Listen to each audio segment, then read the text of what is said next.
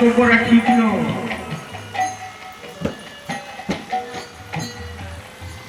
বলছেন মহাজন, সত্য জ্ঞানে গুরুর বাক্যে যাহার বিশ্বাস,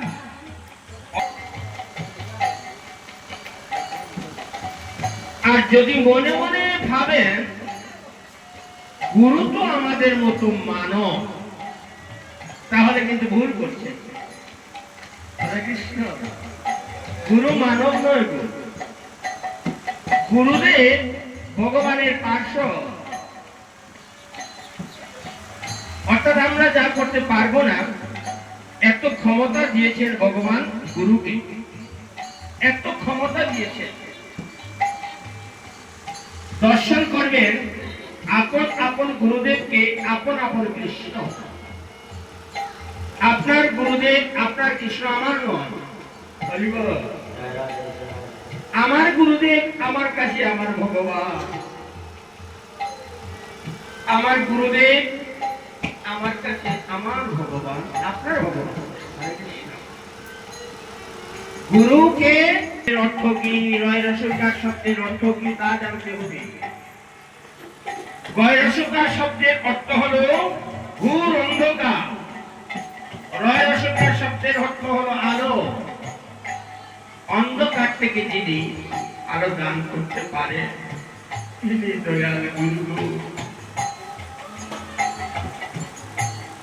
মহাজন একটি কথার মাধ্যমে বলেছেন, প্রতিদিন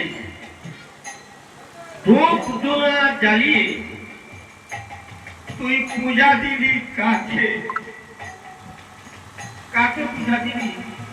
প্রতিদিন ধূপ ধুনা জ্বালিয়ে পূজা দিবি কাকে? চিনবে না রে আসল ঠাকুর, নিজের মা বাবাকে। মহাজন কি বলছেন? মহাজন বলছেন, মাতা গুরু পিতা গুরু, গুরু হলেন পতি। মাতা গুরু পিতা গুরু, গুরুদেব পতি। মাতা গুরু আর পিতা গুরু, গুরু পিতা গুরু, গুরু হর পাতে। গুরু বিনে এই সংসারে নাই রে অন্য গতি।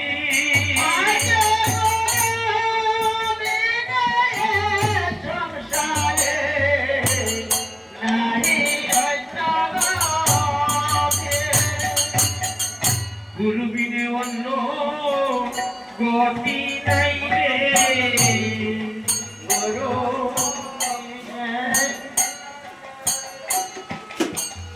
গুরু বিনে অন্য গতি নাই রে, গুরু বিনে অন্য গতি নাই রে। এবং সার মাঝে দয়াল গুরু বিনে অন্য গতি নাই রে।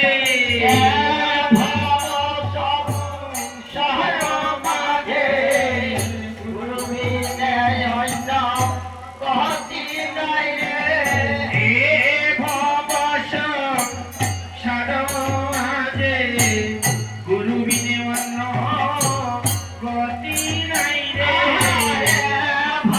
ভব সংসার মাঝে গুরু বিনে অন্য গতি নাই রে। এই ভব সংসার থেকে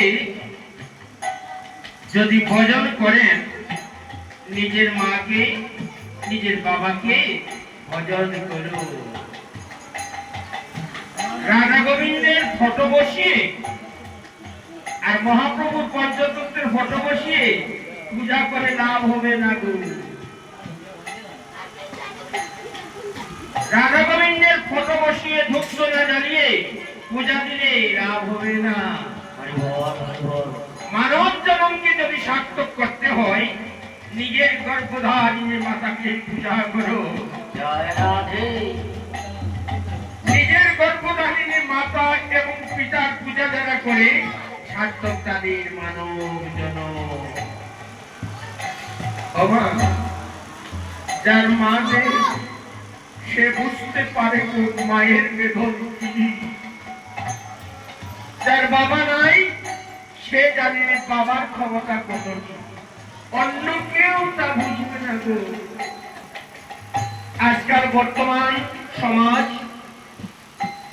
মা বাবাকে ছেড়ে দিয়ে সহধর্মীকে সঙ্গে নিয়ে এত কষ্ট করে মা বাবা আহার জোগাড় করেছে, আহার এত কষ্ট করে কাজকর্ম করে ছেলে মেয়েকে করেছে, ডাক্তার বানিয়েছে, ইঞ্জিনিয়ার বানিয়েছে, হরে কৃষ্ণ। আর সেই ছেলেমেয়েরা যদি মাতা পিতাকে বাড়িতে রেখে কুড়ে করে আর কলকাতার মতো জায়গা, শিলচর মতো, গুয়াহাটির মতো জায়গায় গিয়ে যদি সে বিল্ডিং এ ফ্ল্যাট কিনে বসে আছে,